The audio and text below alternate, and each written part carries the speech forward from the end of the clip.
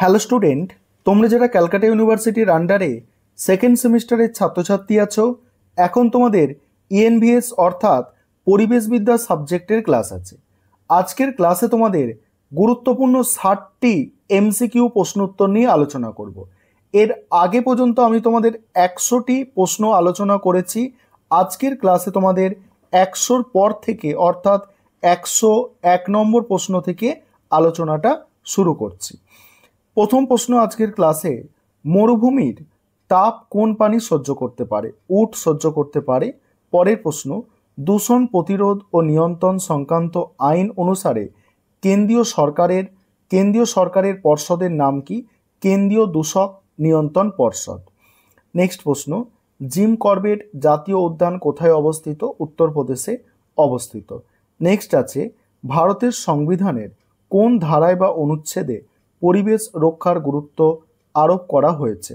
অ্যান্সারটা তোমরা দেখো, অ্যান্সারটা হচ্ছে 48-এর এ বা 48-এর এ এবং 51-র এ ধারা।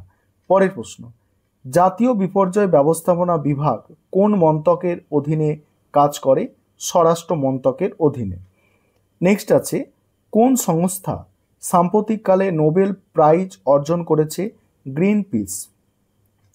বায়ুমণ্ডলের যে স্তরটি আবহাওয়া সংক্রান্ত বিষয়গুলির সঙ্গে সম্পর্কিত সেটি হচ্ছে ট্রপোস্ফিয়ার।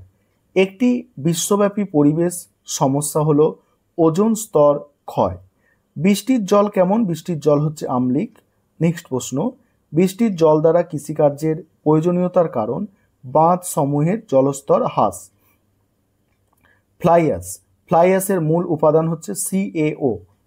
বন মহোৎসব পালন করা হয় জুলাই মাসের প্রথম সপ্তাহে। তারপর দেখো, SEZ এর পুরো নাম স্পেশাল এনভায়রনমেন্টাল জোন।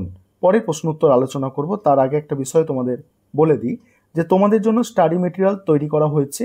তোমরা যদি কেউ স্টাডি মেটেরিয়াল পারচেস করতে চাও এই নম্বরে যোগাযোগ করতে পারো, 912300525218। এই নম্বরে তোমরা যোগাযোগ করে স্টাডি মেটেরিয়াল পারচেস করতে পারো।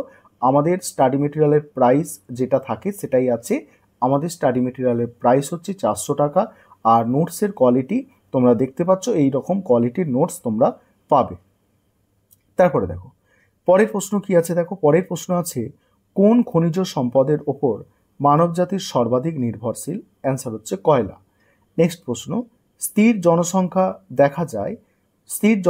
দেখা যায় যখন জন্মহার এবং মৃত্যুহার উভয়ই পরস্পর সমান হয়। তারপরের প্রশ্ন, কোন বছরকে বিশ্ব জনসংখ্যা বছর হিসাবে ঘোষণা করা হয়? 1974 সাল।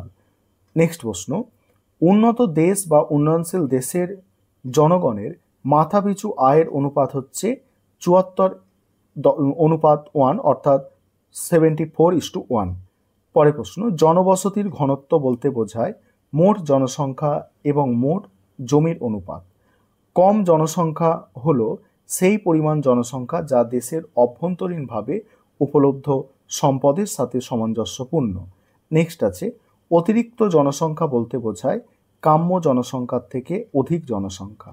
নেক্সট আছে, কম জনসংখ্যা বলতে বোঝায় যেখানে জনসংখ্যা কাম্য জনসংখ্যার থেকেও কম হয়। পরের প্রশ্ন, বর্তমানে পৃথিবীতে জনসংখ্যা বৃদ্ধির হারটি অতি উচ্চ হারে বৃদ্ধি স্তরে। একই ধরনের সমস্ত মানুষদের নিয়ে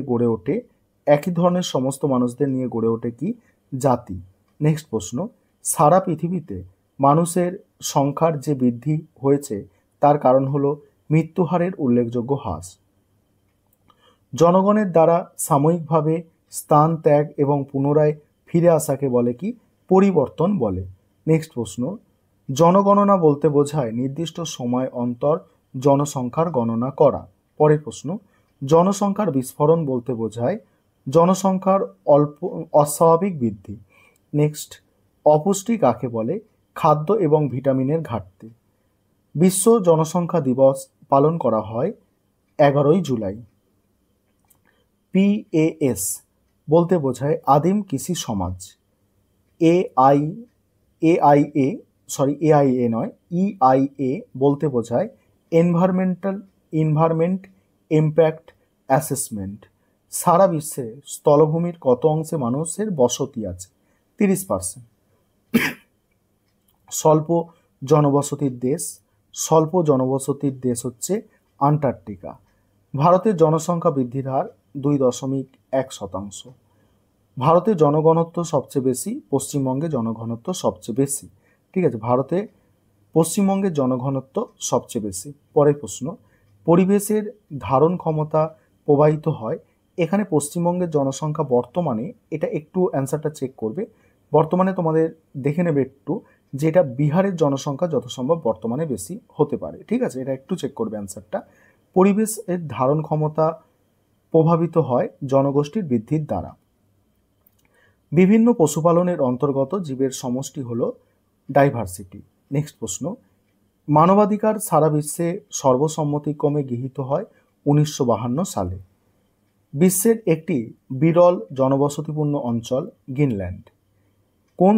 কোনো দেশ বা অঞ্চলে মোট ভূমি বা মোট জনসংখ্যার পরিমাণের অনুপাতকে বলে জনঘনত্ব। নেক্সট প্রশ্ন, জনসংখ্যা বন্টনের একটি প্রাকৃতিক কারণ হচ্ছে খনিজ সম্পদের প্রাচুর্য। নেক্সট, জনসংখ্যার ঘনত্ব সবচেয়ে কম সাহারা মরুভূমিতে। তারপরে ভারতের সবচেয়ে জনবিরল রাজ্য হচ্ছে সিকিম।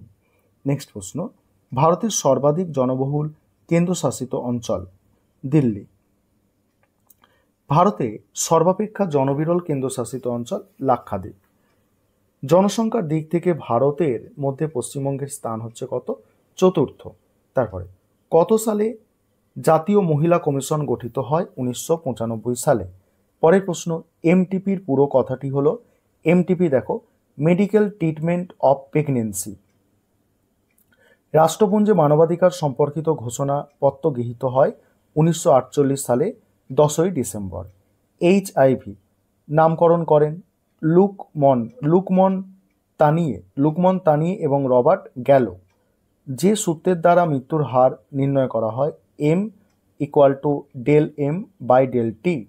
পরের প্রশ্ন, আয়তনের দিক থেকে ভারতের বৃহত্তম রাজ্য হচ্ছে রাজস্থান।